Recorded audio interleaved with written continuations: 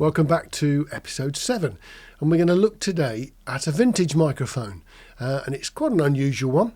It's an AKG D202. This microphone is extremely unusual. Many people don't even know this type of microphone exists. So it's a dynamic microphone. Okay, that's nothing particularly unusual, is it?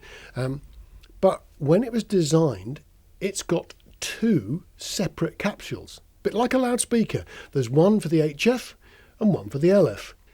Now what they've actually done is put at the front of the microphone the HF unit, and at the rear of the microphone are a couple of metal slots, and that's the access point for the LF. So the bass part goes in there, and inside are a couple of acoustic tubes that lead to the capsule.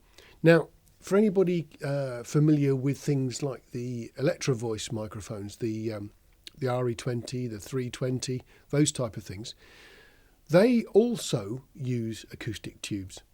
And the idea is that that's how they managed to get rid of proximity effect. And proximity effect, as I'm sure everybody knows as well, is what happens with a cardioid microphone when you move the voice close in. Now, at the distance I'm speaking today, we don't really have to worry about proximity effect. But you actually do get it on all microphones unless you're clever and design it out. The Shure SM7B does it, the Electro Voice microphones do it, and so does the D202. It was very popular in British radio broadcasting because guests are very difficult to manipulate to get them the right distance from the microphone. So if you've got someone who gets a little bit too close, the bass tip up starts and they start to sound warm and much more sort of deep. Move them away and they get a bit thin. And it's very difficult to control with EQ. I mean, nowadays, I suppose we could even automate it in a mix so that if we had got it, we could gradually take it out as people moved. It would be a bit of a faff to do, but we could do it. But in the old days of broadcasting, EQ was much more limited, and certainly it wasn't the sort of thing you'd want to be doing on the fly. So the D202 became this microphone well known for having two capsules, and gave a fairly neutral response, which, nowadays we tend to think of it as a sort of modern thing. So what have we got? We've got a microphone that can be used mainly for speech. It is a little bit weak if you try to use it for music, but it does a pretty good job of speech. In America, we've got the president using a couple of SM57s for important speeches, and in the Houses of Parliament, we've got the modern version of the D202. It's called a D222, which is used in Parliament to this day. So they're not an obsolete microphone by any means. I've only got one, and it's been well worn.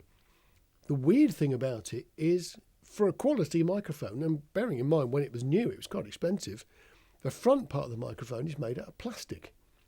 So this one's had some sticky labels that when they've been ripped off, it's sort of taken the top surface off. So it looks a bit tatty. So I don't use it anywhere near as much as I could. But it's a pretty interesting microphone. And even if you only ever put this down to a bit of sort of background knowledge, knowing that two capsule microphones exist might help you out at some time.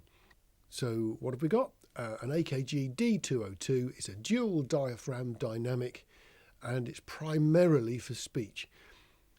You could use it for music, but it's one of those fairly truthful microphones. It's happy working at a sort of moderate distance like this, although we could go in close and do some close mic stuff with it.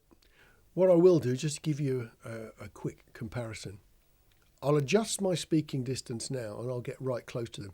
So what I'll do first, I'll go in close on the Shure SM7B, and we'll hear the difference as my voice goes right up. I mean, I'm not going to do it in a very loud volume, but I'm going to speak at this volume and gradually get closer so my lips touch the foam on the SM7B.